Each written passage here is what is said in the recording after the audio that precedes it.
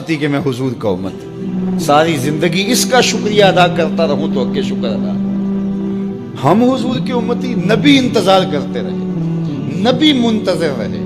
حضرت خلیل اللہ کی بارگاہ میں پکار رہے, ربنا وابعث فیہم رسولا, مالک رسول بھیج دے.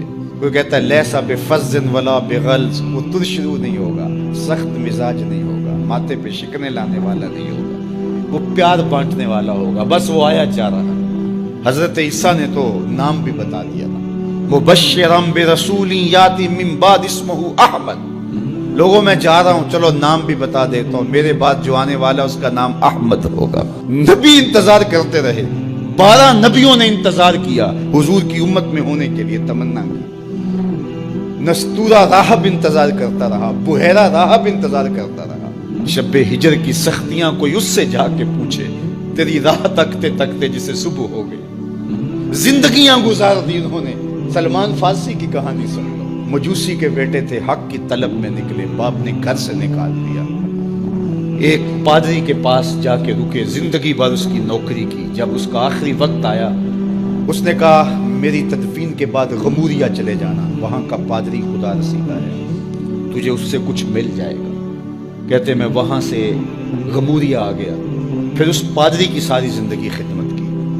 جب وہ مرنے لگا تو اس نے کہا کوئی ایسا شخص نہیں ہے جس کے پاس اب میں تجھے بھیجوں, لیکن نبی آخر الزمان کے ظہور کے لمحے آ گئے.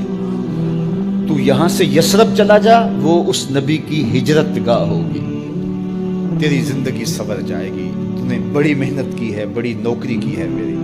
کہتے میں نے اس کو کہا کہیں ایسا نہ ہو میں دھوکہ کھا جو مجھے کوئی نشانی بتا دے. اس نے کہا 3 نشانی ہیں. ایک صدقہ نہیں لے گا, دوسرا ہدیہ رد نہیں کرے گا, تیسرا 2 کندھوں کے درمیان مہر نبوت. کہتے ہیں میں نے اس کی تدفین کی.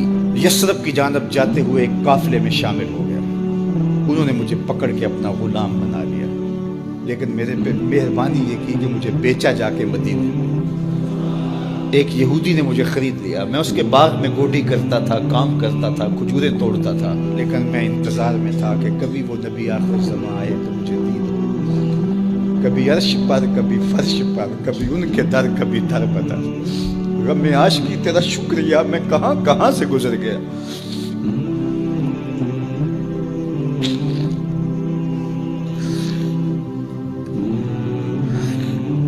کہتے ہیں ایک دن میں اپنے باغ میں کھجوریں توڑ رہا تھا کہ ہواؤں میں مستی پیدا ہو گئی, اور ہر سمت سے طلع البدر علینا کی صدائیں گونجنے لگی. میں سمجھ گیا کہ وہ لمحے آ گئے. میں نے چھلانگ لگا دی اور دوڑ پڑا. میرے آقا نے سمجھا شاید غلام بھاگ گیا. اس نے دوڑ کے مجھے پکڑ لیا. میں نے اس کو کہا کہ میں نوکر تیرا ہی ہوں, لیکن دل نوکر کسی اور کا ہے. میں بھاگوں گا نہیں, مجھے جانے دے. میں کچھ کھجوریں لے گیا تھا صدقے کی نیت سے, جا کے حضور کو پیش کی. آقا کریم نے فرمایا ہم نبی صدقہ نہیں لیتے. کہتے ہیں نشانی ایک پوری ہو گئی. کہتے ہیں کہ میں کچھ دنوں کے بعد اور کھجوریں لے گیا, اور میری نیت ہدیہ کی تھی. میں نے پیش کی, حضور نے قبول فرما لی. لیکن میں بھی کہتا تھا تیسری نشانی بھی پوری ہو لے تو پھر مانا. اور وہ کیا تھی؟ 2 کندھوں کے درمیان مہر نبوت. کہتے ہیں ایک دن حضور میرے باغ میں آئے, اور آقا کریم نے اپنے مبارک کندھے پہ چادر رکھی ہوئی تھی, اور چادر کی اوٹ میں مہر نبوت چھپی ہوئی تھی. اور میں پیچھے ہو کے دیکھتا تھا, اور میری آرزو یہ تھی کہ کوئی تیز جھونکا ہوا کا آئے اور چادر ہٹ جائے اور میں مہر نبوت کی زیارت کر لوں. حضور میرے ارادہ قلب سے آگاہ ہوئے. فَأَلْقَى إِلَيَّ رِدَاءَهُ, حضور نے چادر اتار کے میری جانب پھینکی, اور پھر ایسے رخ کر کے فرمایا انظر الی ما امرت بہ, اس پادری نے جو بتایا تھا دیکھ لے آ کے. تو کہا میں نے دیکھا کہ حضور کے رخوں کے درمیان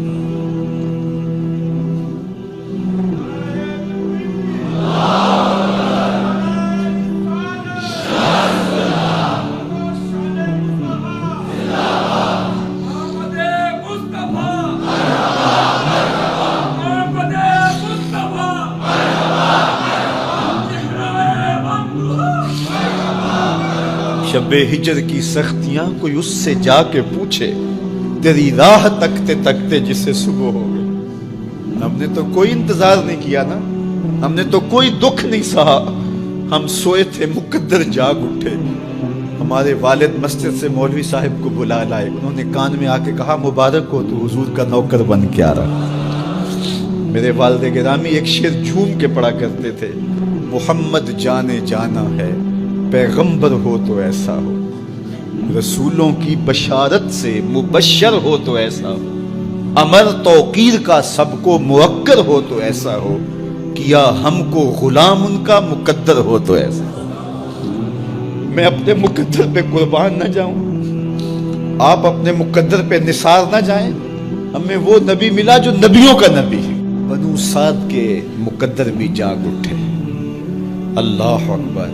کیا وہ خوش نصیب وادیاں تھیں, کیا وہ خوش بخت پہاڑ تھے بنو سعد کے, جہاں حضور نے زندگی کے ابتدائی سال گزارے. اللہ اکبر. حضرت حلیمہ سعدیہ کہتی ہیں جب میں حضور کو گھر لے گئی تو میرے گھر میں روشنیاں آ گئیں. باقاعدہ عورتوں نے کہا حلیمہ تو اتنی امیر ہو گئی ہے رات کو بھی دیا نہیں بجھاتی. بڑے امیر کبیر گھرانوں میں بھی رات کو لوگ دیا بجھا دیا کرتے ہیں, لیکن تو اتنی ہی امیر ہو گئی ہے کہ رات کو بھی تیرے گھر کا دیا نہیں بجھتا. تو حلیمہ سعدیہ نے کہا آؤ میں تمہیں بتاؤں میرے گھر میں دیا کون سا روشن. باقاعدہ ہم جولیوں کو بلایا, پالنے میں حضور تھے, اشارہ کر کے کہا ما کننا نحتاج الی السراج من یوم اخذناہ. جب سے یہ پیارا گھر آیا ہے میں نے سارے دیے توڑ دیے. دیے کی ضرورت نہ مشعل کی حاجت, عجب روشنی تو نے پائی حلیمہ, بڑی تو نے توقیر پائی حلیمہ, بنی تو محمد کی دائی حلیمہ. کہا ما کننا نحتاج الی السراج من یوم اخذناہ. جب سے یہ پیارا گھر میں آیا ہے میں نے سارے دیے توڑ دیے. جہاں روشنی چاہیے ہوتی ہے حضور کو اٹھا کے اس کمرے میں لے جاتے ہیں, وہاں انوار پھیل جاتے ہیں, روشنیاں پھیل جاتی ہیں. کیسے اجالے پھیلے, کیسی روشنیاں پھیلے. حلیمہ دا چھپر کھجوری دے تھلے, حوراں وچھالے نوری مسلے, فرش تو عرش تک پہ گئی دہائی, حلیمہ نے لٹ لئی خدا دی خدائی. اللہ اکبر. وہ سارا دن تو صحراؤں میں گھوم لیتی تھی, اسے جب بھوک لگتی تھی لبوں کو چوم لیتی تھی. بخت جاگے حلیمہ سعدیہ کے, حضور ان کے گھر آئے. اللہ اکبر. جدھر سے گزرتے گئے نور پھیلتا گیا, انوار پھیلتے گئے. حضرت سیدہ طیبہ طاہرہ حضرت عائشہ سلام اللہ علیہا فرماتی ہیں کہ میں کچھ سی رہی تھی کہ میرے ہاتھ سے سوئی گر گئی. اب حضور کے گھر میں دیے میں جلانے کے لیے تیل بھی نہیں تھا. میں پریشان تھی, سوئی گر گئی. اتنے میں حضور تشریف لائے. حضور مسکرائے, کہتی ہے میں نے گمی ہوئی سوئی تلاش کر لی. اللہ اکبر. تو یہ روشنی تھی, یہ انوار تھے. اللہ اکبر. اذا ضحک یتلالع فی الجدر. جب حضور مسکراتے تھے سامنے والی دیواروں پہ عکس پڑتا تھا. اللہ اکبر. جب مسکراتے تھے نور پھیل جاتا تھا. اذا تکلم رؤیا کالنور یخرج من بین ثنایا. حضور کے سامنے والے دانتوں میں ہلکا سا فاصلہ تھا, اور جب آقا کریم گفتگو کرتے تھے وہاں سے نور کی کرنیں چھن چھن کے نکلتی تھیں, انوار پھیل جاتے تھے. ایسا نوری ماحول, ایسا نورانی چہرہ. حضرت ابو ہریرہ بولے کل قمر لیلۃ البدر لم ارى قبلہ ولا بعدہ مثلہ. کیا پوچھتے ہو, 14ویں رات کا چمکتا ہوا چاند تھے میرے حضور. پھر کہا نہیں نہیں نہیں, حضور جیسا نہ پہلے دیکھا نہ بعد میں دیکھا. حضرت حسان بن ثابت پاس کھڑے تھے. کہا دیکھتے کیسے, کسی ماں نے جنم دیا ہوتا تو دیکھتے. خدا نے وہ سچائی پن چھڑیا جدے وچ محمد نو ٹالیا سی. حسینہ جمیلہ دا منہ موڑ دیتا, محمد بنا کے قلم توڑ دیتا. مثل او در عالم امکان متصور نیست. حضرت شیخ مجدد کہتے ہیں حضور کی مثل بزم عالم میں ممکن ہی نہیں ہے, ہو ہی نہیں سکتا. اور اقبال کا لہجہ بھی دیکھیے, رخ مصطفیٰ ہے وہ آئینہ کہ اب اس سا دوسرا آئینہ, نہ کسی کی بزم خیال میں نہ دکان آئینہ ساز میں. تو وہ پیکر تراشا, وہ پیکر تراشا. مکھ چند بدرشا شانی ہے, متھے چمک دی لاٹ نورانی ہے. کالی زلف تیک مستانی, مخمور رکھی ہن مد بھریاں. کیسا جمال دیا, کیسا حسن دیا. اچھا بریلی کے امام سے بھی پوچھ لیجئے. اللہ اکبر. بل بل نے گل ان کو کہا, کمری نے سروے جاں فضا. بلبل کی منتہائے پرواز تو یہی ہے نا کسی کو پھول کہہ دے. بلبل نے گل ان کو کہا, قمری نے سروے جاں فضا, حیرت نے جھنجھلا کر کہا یہ بھی نہیں وہ بھی نہیں. خورشید تھا کس زور پر